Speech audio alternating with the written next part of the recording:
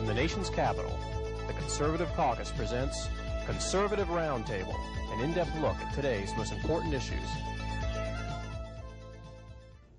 Welcome to Conservative Roundtable. I'm Howard Phillips. My guest for this broadcast is Matt Chancey.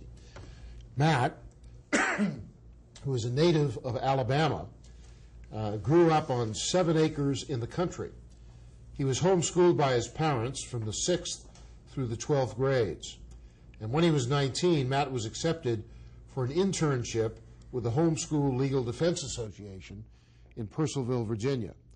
On completion of his internship, he was offered a full-time position as executive assistant to the senior counsel of the Homeschool Legal Defense Association. Currently, Matt works as a writer and research consultant in the Shenandoah Valley of Virginia, where he lives with his wife, Jenny, and his son, John Nathan. Matt is also East Coast Director of the Christian Boys and Men's Titanic Society, a Texas-based organization devoted to portraying the story of the Titanic as it really happened. Matt, there's been much said about the Titanic in the last year or two, or three, and most of it has been wrong. What is the truth of the Titanic, and how did you get involved in this issue? Howard, the truth of the Titanic, the true legacy of the Titanic, is women and children first, which of course was the famous order given by Captain Smith. That issue, you could call it the spiritual lessons of the Titanic, has been overlooked in the past 20 years by most authors and recently by film producers as well. Most contemporary artists, film directors and writers will talk more about the technical issue of the Titanic, how many rivets were used on the Titanic, what kind of boilers were used, that sort of thing. Nothing is dealt very extensively on the social issues, with a couple of exceptions, but they're always from a negative standpoint, looking down on the Edwardian age and emphasizing neo-Marxist class warfare going on. So in other words, the spirit of the film is antithetical to the reality of the Titanic. Exactly. It was very disappointing. The Titanic was not about class warfare. It was not about young women being seduced by young men in steerage. Starving artists from Paris. Yeah, it was about something that we don't see much of today: gallantry, chivalry, and a sense of Christian duty. Right. One thing that kept coming up after the disaster was the scripture verse, "Greater love hath no man than this, that a man lay down his life for his friend." It was everywhere. It was in books that were published. It was in newspaper articles, sermons that were preached. It was etched into memorials for the various men who had gained great fame by their actions on the Titanic. And that people at that time saw that as the true lesson, that we need to see this with all this modernism that we're going through, with the industrial age, with the rise of the suffragette movement and Darwinism and the Marxist movements that were going on. Isn't it even true that some of the radical feminists of that era, just before World War I, were critical of the fact that women had permitted men to surrender their lives so that wives and daughters could survive? Right. And didn't they have a slogan? They didn't really know how to handle the issue. The press really picked up on the women and children first. In fact, in one of the columns, it was headlined, "Boats or Votes."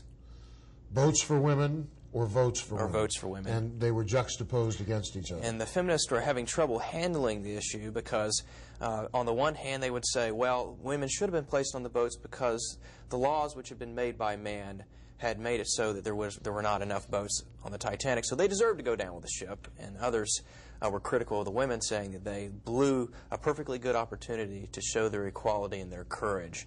Now, surely James Cameron, in producing this film, had some idea of what actually happened. Why was that reality neglected? Well, it's a question. I'm not really sure, because he had so many perfect real life stories to deal with on the Titanic of love and devotion and great loss. I mean, he didn't have to pull something out of the clear blue sky emphasizing teenage rebellion.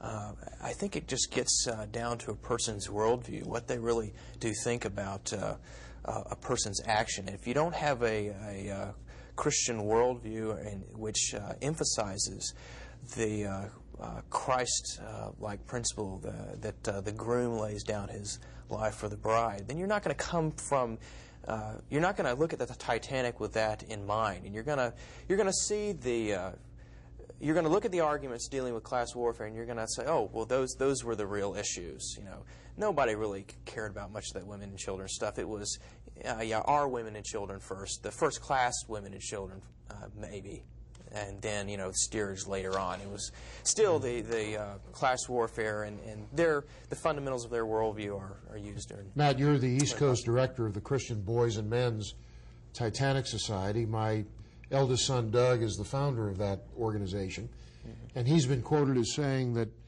the Titanic was the great Bible story of the 20th century. That's right. What did he mean by that? Well, you had, for the first time in this century, the ability, because of the technology, to broadcast this story, first of all, throughout the world in 24 hours. But also you had so many details that had to be worked out in order to make the Titanic disaster happen. So many things. Someone once commented that if it was a fictional story, no one would buy it because it was so hokey, because so many details. The iceberg had to be at a certain location and had to hit the ship in a certain angle to make that 2-hour drama possible. So many little details, and it shows you that God does work in the affairs of men, and that He does orchestrate these events throughout history to teach us lessons. And amidst this tragedy of the Titanic, you see that the example of Christ being shown through the men who, even with the pride, the element of pride that everyone likes to talk about, how the arrogance of man had said, well, God can't even sink this ship, that this ship is itself a lifeboat. We don't have to worry about that. Is another key dimension of the biblical analogy. Just as at the Tower of Babel, men tried to be as God. Yes, that's right. And they thought that they were gods walking on earth, but they learned that they were not. And when it came down to it, when they got into trouble, they had to revert back to the old principles that had been existing since time began, the whole principles that God had created men to be providers and the leaders, and that comes with a price. You have to, as Christ showed us, the greater part of leadership is service, and Christ, the King of the universe, demonstrated that by willingly giving Himself to die on the cross for sinners, to get on His hands and knees and wash the feet of His disciples. That He emphasized service, and He didn't have to. He was king. He didn't have to do that, but He did.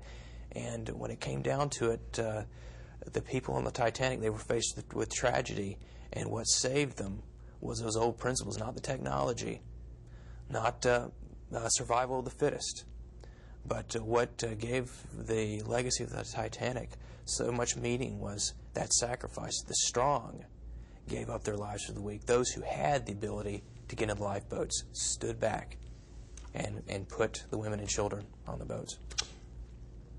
Now, there have been many heroes and villains, some of them set forth in the movie, others in the popular media. Who were the heroes by name in the Titanic tragedy? There were so many heroes. There are some that stand out. Colonel Archibald Gracie, who wrote his account, he survived by miracle and spent several months of his life, which tragically ended less than a year after the sinking. He spent the remaining few months of his life writing basically a narrative in many ways of the story, going through the accounts to try to set the record straight, helping victims, the families of the victims, find out what happened to their loved ones. How did they spend their last 15 minutes on board? So he said that he would get letters from people saying, "Did you see my uncle? Did you see my father? Did you get a chance to meet with him? What was he doing?" And he spent the last few months of his life trying to record those little details. And he, on the ship, spent the entire sinking helping women and children get into the boats, assisting the crew. The crew was having a time just keeping the ship afloat, as well as providing the adequate number of seamen to man the lifeboats and row for the women. So many of the men stepped in and helped out. How was it that he survived? He survived on a collapsible lifeboat which had not been launched. They were in the process of launching it when the Titanic took its death plunge, and it was swamped. And so about 30 men stood on this swamped boat all night long, waiting for the rescue ship. And he was one of those men. Itself, but not the lifeboat. Titanic, but the lifeboat itself. That's correct. And Colonel Gracie was able to do that. Interesting about Gracie is, and this gets back again to women and children first, is that as soon as he found out the ship was going to sink, he immediately went to find 3 women who he had offered his services to as to escort. They were women traveling alone. He called them unprotected ladies. And so he immediately went to find those 3 women, and he escorted them to the lifeboats. And once he had done that, then he assisted the crew any way he could until the very end. We have heard a little bit tonight about the Christian Boys and Men's Titanic Society. What is it, and what caused its founding? Well, the Christian Boys and Men's Titanic Society is a historical society which is dedicated to the proposition that the strong must sacrifice for the weak, and that greater love hath no man than this, that he lay down his life for his friends. We believe that God does work in the affairs of men throughout history, and the Titanic has so many lessons to teach us about the roles of men and women, how to be chivalrous, and how men are to behave in times of crisis, and what true leadership is, and how we can resurrect these principles today, because we need them today more than ever. Well, when we come back after the break, I'd like to get some specifics about particular families and individuals on the boat, and about why it was that the cry for help was not heeded. I'm Howard Phillips. Our guest is Matt Chancey. Please stay with us. We'll be right back after these messages.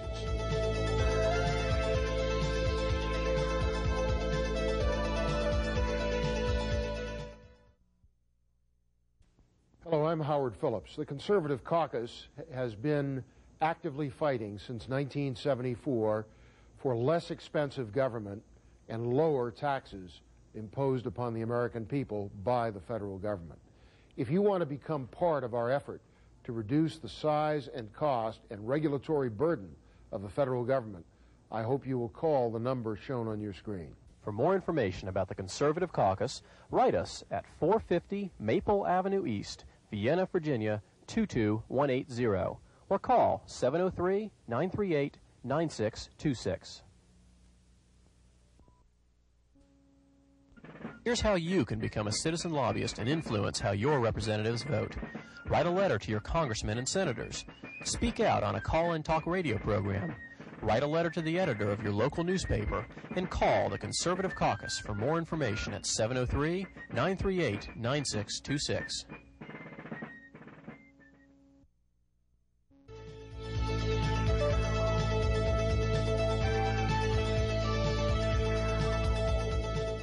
Welcome back. I'm Howard Phillips.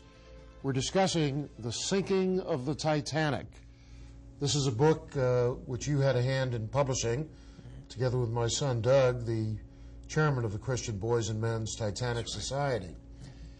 Recently, as part of the research that the Society is doing for a film on the Titanic, Matt Chancey, you traveled to Springfield, Massachusetts. That's right. Can you share with us the purpose of your visit and what you encountered? Certainly. I went up to primarily to interview various authors and experts on Titanica for the 35th annual convention of the Titanic Historical Society, the oldest Titanic Historical Society in existence. And I had very interesting conversations with people who had been Titanic buffs for over 20 years, some of them longer. And I would ask them questions about the social impact of the Titanic, the spiritual impact, and they had very interesting answers. But one question I would ask them was if Titanic had taken place in 1998, would we have the same results? Would the policy be women and children first? And every single one of them said, no, absolutely not. It would be, I would imagine there would be pandemonium, every man for himself. I actually interviewed one of the last living survivors of the Titanic, really? Who was that? Melvina Dean. She's I believe she's in her 80s. She was just a little baby when she was on the Titanic and put into a lifeboat. And I asked her about that. What was the difference between the men from that era and this era? And she said, well, I guess the men were more chivalrous. And that word kept being repeated by everyone, pretty much used that word chivalrous. And she said, I had my doubts if the case would be the same today. Well, you had a personal experience that validates her concern. That's right. Tell us about that. On the train ride back from Springfield to Washington, right about the time we went through New York, the train was packed, standing room only. They had overbooked by, it seemed like, several hundred passengers. And there was an elderly woman who was standing, so I gave my seat to her. She sat next to my wife. And I stood up for several hours on the way back. And after about 15 minutes, I started looking around and noticing that most of the people standing on our car, in fact, all but one other than myself, were women. And men were seated. Men were seated, of men in business suits, men dressed casual, reading the paper, trying to pretend, I guess, that the woman next to them was not having a problem standing for 4 hours. So I started just looking around and seeing women sitting on the floor with their children crouched in the corner. So I started walking from car to car, and the same thing was in every single car. Was that women were standing when men were sitting, or were sitting, excuse me. And it just struck me just what the relevancy of and there were just pregnant happened. women who were forced to stand as well. There was a woman who was 6 months pregnant who was standing next to me. She stood for 45 minutes until a woman got off at a stop and gave her her seat. And it was just incredible. But my wife overheard a conversation of a couple that was sitting right behind her. A man was commenting to his wife, saying, I don't understand why these women are complaining about not having a seat. You can't have a seat and the vote. So in other words, he was implying that because men have been challenged by women who have said, no, we will not play the role of woman as the Bible has laid down, as has been the case through recorded history in Christian societies at least. We insist on having a role of presumptive leadership. Exactly. And the men are saying, well, you can have it, but but you won't get what you used to have. You won't get a seat. And we could have a whole show just on that topic. Right. The contrast with the book was really interesting. If you don't mind, I'd like to read a couple of paragraphs dealing with the women and children first aspect. And the book was published a few months right after the sinking. And they spent a great deal of time on the issue of women and children first. And here's what they had to say about that.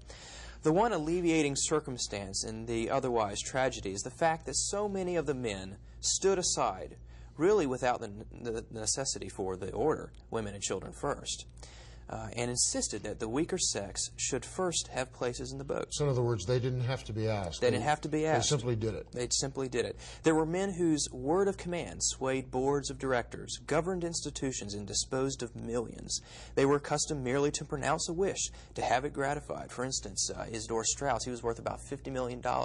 He and his wife... $50 million in 1912 money. That was a lot of money. Multiply that by about 12. That's a lot of money. And he and his wife chose to die together on the Titanic, and they escorted their maid into one of the boats. He was worth $50 million. Thousands of people would posted at their bidding. The complexion of the market altered hue when they nodded. They bought what they wanted, and for one of the humblest fishing smacks or a dory, they could have given the price that was paid to build and launch the ship that has become the most imposing mausoleum that ever housed the bones of men since the pyramids rose from the desert sands. But these men stood aside, one can see them, and gave place not merely to the delicate and the refined, but to the scared Czech woman from steerage with her baby at her breast, the Croatian with a toddler by her side, coming through the very gate of death and out of the mouth of hell to the imagined Eden of America. We've come a long way, Howard. Matt, why did the captain of the Titanic, who went down with the ship, disregard the repeated warnings that icebergs were looming? There's lots of controversy there. In the movie, it is portrayed that he was he had a great deal of pressure put on him by the White Star Line in the figure of Bruce Ismay, who was the chairman and who always took maiden voyages on new ships. They wanted to beat the record set by the Olympia earlier on getting to New York. So that is one theory. Others is that there was the wireless technology was a novelty, and people would use them kind of like cellular phones today. They would send messages back and forth. So they had only 2 Marconi operators who ran the equipment 24 hours a day. So they were constantly sending personal messages, business-related, some that were simple as, how you doing? I'm calling from the Titanic, basically. And so and some iceberg warnings were just set aside and were and had failed to be posted on the bulletin board. That's another little detail that of the many that had to be orchestrated in order to achieve this disaster. But no one really knows exactly what was going on in his mind, but there's just several factors. Well, the captain was an experienced sailor. Exactly. He was the best in the business. He had the spotless record, never had any incidents. Why would he not have known that had he steered the ship directly into the iceberg, it might have been saved? Well, first, he was not even at the helm. He was in his cabin. The officer at the helm was First Officer Murdoch. And by the time they saw the iceberg, it was really too late. And when Murdoch reversed the engines, the experts say it actually created so much interference, turbulence in a way, that actually slowed the ship from turning. In other words, they said if he would have just turned hard left or hard to starboard, he would have been able to avoid the tragedy. Right? The ship may have hit head on and therefore been disabled but not sink. But unfortunately, that was not the case. Again, another detail. Supposedly it had watertight compartments, right, which could contain the damage. Contain only so much damage, and that's another little detail. The way the ship struck the iceberg was that not a huge gash was made in the Titanic, but a series of small little gashes along the line, so that several watertight compartments were filling up at the same time, instead of having one go to the next. And since the watertight compartments only went to a certain deck, they were not sealed off. Once the water spilled over from one to the other, it was just kind of like water going through an ice cart, and you could see an ice tray, just how it just slides down. So if the ship had not hit the iceberg at such an angle, and had the iceberg not pierced the ship in the certain levels of the ship, then we may not have had this disaster. Matt, we're going to have to take a break. When we come back, I want you to give us the best analysis you have available as to why no other vessel came to the assistance of the Titanic, despite the fact that messages were sent, cries for help were issued. Stay with us. We're talking Titanic. We'll be back with Matt Chancey right after these messages.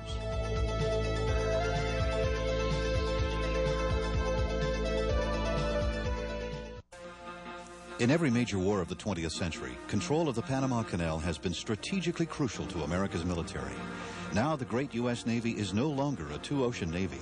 And the Red Chinese military knows very well that control of the isthmus is more important than ever. That's why Red China now seeks control of the two crucial ports on each side of the Panama Canal.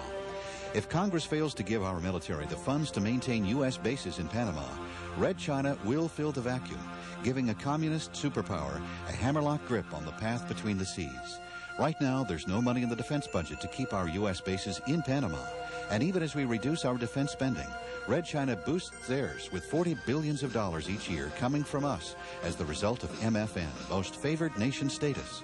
We the people, along with our leaders in Congress and at the White House, have a duty to preserve, protect, and defend America's vital interest.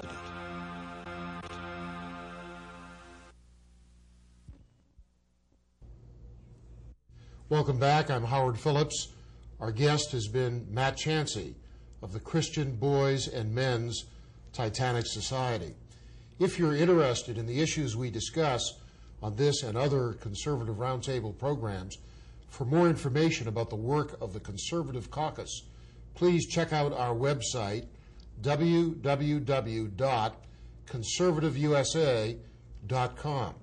Matt, how does one contact the Christian Boys and Men's Titanic Society and learn more about this book and other information? We have an 800 number, 1-800-440-0022, or you can get in touch with us through our internet website at www.titanicsociety.com. Matt, we have about 40 seconds left. Why did no other vessel come to the rescue of the Titanic? Most of them were not within range the ones that received the message were not in range to come and aid the Titanic in time. The Carpathia was the closest one that received the message, and as soon as they received the distress, they started heading toward the Titanic. So it was a physical impossibility. Right. There was a mystery ship that they say was in the vicinity. Some say it was a Californian. Later evidence has shown that the Californian was actually out of range as well. Some believe that it was a ship that did not have a wireless, and they did not get the And some people say message. there was a ship that didn't have a wireless and was doing something illegal. Exactly. And was trying to escape a Norwegian sealing vessel, which had thought it was a Coast Guard vessel. Matt, thank you very much. Right. Thank you for joining Conservative Roundtable.